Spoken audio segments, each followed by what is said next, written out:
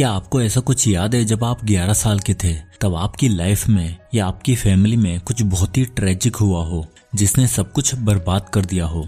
I hope not. I guess हम मजे से अपने स्कूल जा रहे होंगे, प्रोबेबली इस बात की चिंता में होंगे कि कल का होमवर्क कैसे कंप्लीट करना है, कब खेलने जाना है, आज कैसे मस्ती करनी है, ऑल दैट। पर क्या आपको पता है, टोनी नाम का एक लड़के की लाइफ में 11 साल की उम्र में एक ऐसा मोड़ आया जिसने उसकी पूरी लाइफ को चेंज करके रख दिया और उसने ठान लिया कि ये दिन मैं अपने परिवार को कभी नहीं देखने दूंगा और एक दिन बहुत ही रिच आदमी बनकर दिखाऊंगा। जी हाँ दोस्तों, मैं बात कर रहा हूँ author, motivational speaker and business and life coach mister Tony Robbins की। तो आज की इस वीडियो में हम ऑथर टोनी रॉबिन्स की लिखी कुछ famous books like money master the game, awakening the giant with in और अनलिमिटेड पावर की मदद से 7 ऐसे लेसन सीखने वाले हैं जो हमें हमारा ब्राइट और वेल्थी फ्यूचर बनाने में मदद करेगा। साथ ही इस वीडियो में ऑथर टोनी की लाइफ से रिलेटेड एक स्टोरी है जो पर्सनली मेरे दिल के बहुत ही करीब है और बिलीव मी, उस स्टोरी ने मुझे अपने अंदर चेंज लाने में बहुत मदद करी है, फाइनेंशियली भी और मेंटली भी। सो उस इंस्पायरिंग स्टोरी को जानने के लिए वीडियो को एंड तक जरूर देखें।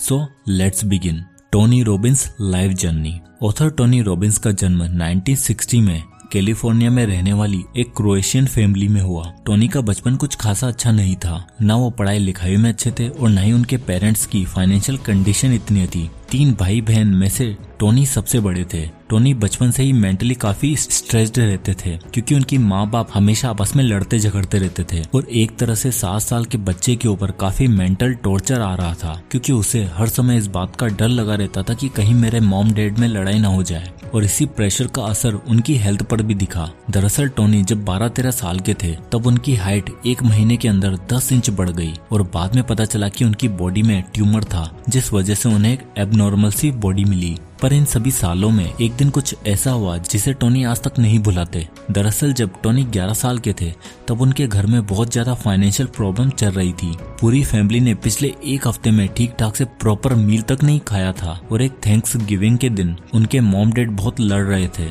एक दूसरे को ब्लेम कर रहे थे, चिल्ला रहे थे और टोनी अपने छोटे भाई बहन को संभालने में लगे हुए थे कि सडनली उनके दरवाजे पर कोई आता है। टोनी जाते हैं और वहाँ एक डिलीवरी मैन को देखते हैं जो हाथ में एक बड़ा सा थैंक्स गिविंग पार्सल लेकर खड़ा होता है और बोलता है अपने डैड को बुलाओ, ये फूड उनके लिए किसी ने भिजवाया है। टोनी की खुशी का कोई ठिकाना ही नहीं था क्योंकि उन्होंने काफी टाइम बाद इतना बढ़िया खाना देखा था। उनके फादर गुस्से में जाते हैं और हमें चैरिटी नहीं चाहिए ये कहकर जोर से उस डिलीवरी मैन के मुंह पर दरवाजा बंद कर देते हैं। पर वो डिलीवरी मैन इंसिस्ट करता है और फाइनली गुस्सा होकर उन्हें कहता है कि अपनी ईगो में अपनी फैमिली को सफर मत करने दो। किसी ने देखा है कि तुम लोगों ने खाना नहीं खाया है तो अपने लिए नहीं अपने बच्चों के लिए सोचो। इस बात पर टोनी के डैड वो पार्सल हाथ में लेते हैं और डिलीवरी मैन को बिना थैंक यू बोले निकाल देते हैं और टोनी सोचते हैं कि इस डिलीवरी मैन को जरूर भगवान ने भेजा होगा, तभी इसने हमारी मदद करी और हमें अच्छा खाना दिया। और मानो उस नाइटमेयर जैसे दिन में वो डिलीवरी मैन एक उम्मीद की किरण बनकर आया और टोनी बहुत खुश हुए थे। उस दिन टोनी ने एक बात सीखी कि कभी भी किसी के अच्छे जेस्चर को वेस्ट मत जाने दो और जितना हो सके लोगों की मदद करने पर ध्यान दो। और उन्होंने ठान लिया कि वो बड़े होकर ऐसा दिन कभी नहीं आने देंगे जिससे उनकी फैमिली को खाने के लिए तरसना पड़े। पैसा कमाने के लिए उन्होंने 17 साल की उम्र में अपना घर और अपनी पढ़ाई दोनों छोड़ दी थी और एज ए जैनिटर काम करना शुरू किया। उन्होंने कई तरह की जॉब्स करी, जितना हो सका उतना काम किया। फिर एक दिन उनकी लाइफ में फाइनली एक टर्निंग पॉइंट आ ही गया और इस टर्निंग पॉइंट का नाम था जिम रोहन। उन्होंने अपने $35 के पे चेक से जिम रोहन का सेमिनार देखा और डिसाइड कर लिया कि उनके जैसा ही बनना है। फिर उन्होंने सेल्स की फील्ड भी चूज करी और जिम रोहन के सेमिनार को ही सेल करना शुरू किया। फिर उन्हें याद आया कि उन्हें लोगों की सच में हेल्प करनी है, उनके माइंडसेट को और उनकी थिंकिंग को पॉजिटिव बनाना है और तब उन्होंने अपने मोटिवेशनल स्पीकर के करियर को शुरू किया। धीरे धीरे लोग उन्हें सुनने लगे, उनसे जुड़ने लगे और इसी बीच 1985 में उन्होंने अनलिमिटेड पावर नाम की एक ऑडियो टैप निकाली जो उस समय पूरे यूएस में काफी पॉपुलर हुई और यहीं से उनके करियर की शुरुआत हुई। उन्होंने फाइनेंस से रिलेटेड, बिजनेस से रिलेटेड और लाइफ से रिलेटेड लोगों को कोच करना शुरू किया और मात्र 24 साल के अंदर वो एक मिलियनर बन चुके थे और हर थैंक्स गिविंग पर ऐसे लोगों की मदद करते जो गरीबी से सफर कर रहे होते थे। आज की डेट में टोनी रॉबिन्स $500 मिलियन की नेटवर्थ के साथ एक एंटरप्रेन्योर हैं, एक मोटिवेशनल स्पीकर हैं, बिजनेस और लाइफ कोच भी हैं और वर्ल्ड के एक बेस्ट सेलिंग ऑथर भी। उनके नाम पर एक फीचर फिल्म भी बनी है और यहाँ तक कि ओपरा विनफ्रे और बिल क्लिंटन जैसे बड़े बड़े लोगों को भी कोच कर चुके हैं। टोनी ने अपनी पूरी लाइफ सिर्फ 2 चीजों को डेडिकेट करी है, अपना पैशन और उस पैशन को लेकर हार्ड वर्क। और अपनी पूरी लाइफ से मिले सभी इम्पोर्टेंट लेसन को उन्होंने अपनी बुक के जरिए हमारे साथ शेयर किया है, जिसमें वेल्थ, फाइनेंस और सक्सेस से रिलेटेड कुछ इम्पोर्टेंट बातें हैं। और मैं आपके लिए उन सभी इम्पोर्टेंट लर्निंग्स को 7 रूल्स में समराइज करके लाया हूँ। तो सबसे पहला रूल आता है, know the rules before playing the game of money.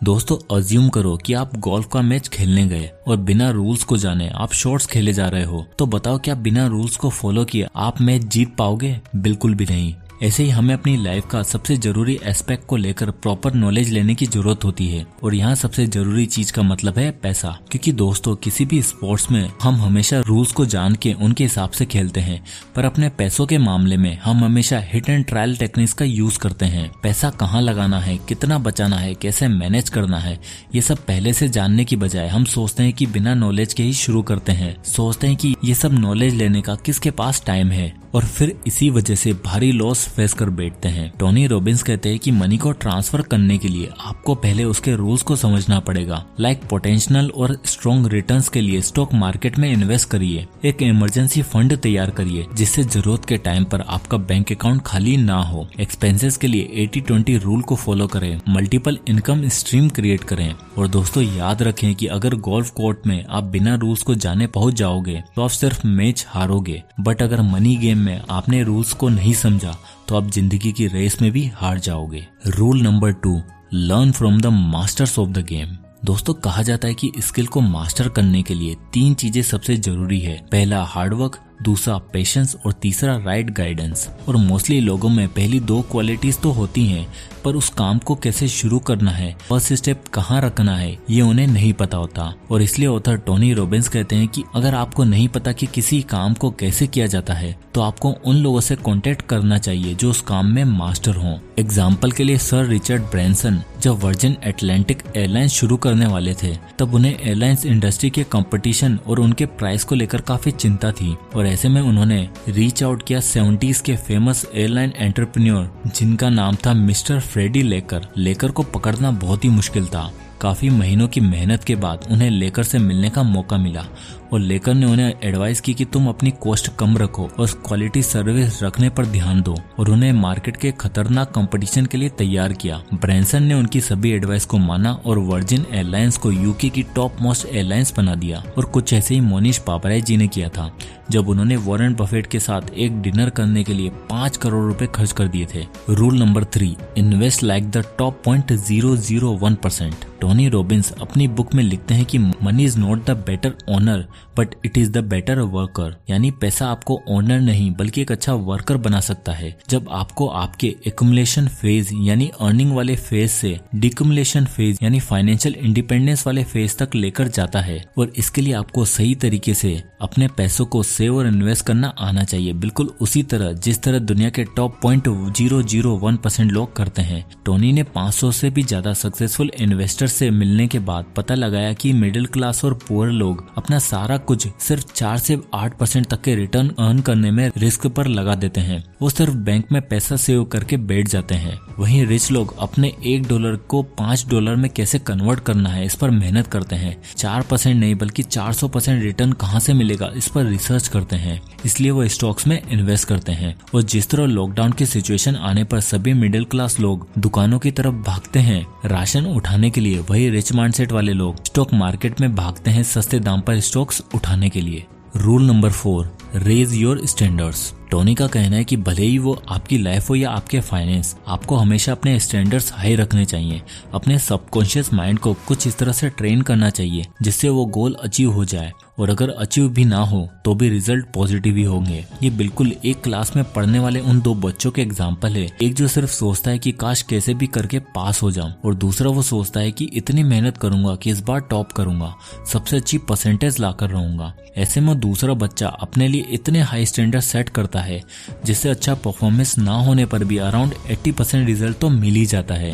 तो जिस तरह स्टडीज में ये रूल यूज होता है, ठीक उसी तरह ये रूल हमारी लाइफ और हमारे फाइनेंस में भी यूज होता है। अगर आप ठान लो कि आपको 1 लाख महीना अर्न करना है, बस वो 1 लाख, उससे नीचे कुछ भी नहीं, तो एक ना एक दिन जरूर ऐसा आएगा कि जब आप वो टारगेट अचीव कर ही लोगे। Rule number 5, focus on health and relationships. कहा जाता है कि आपकी रिलेशनशिप्स का आपकी हेल्थ पर काफी इफेक्ट पड़ता है और टोनी की लाइफ में उनके पेरेंट्स के रिलेशंस को लेकर वो हमेशा ही परेशान रहते थे और जिसका इम्पैक्ट उनकी हेल्थ पर भी पड़ा।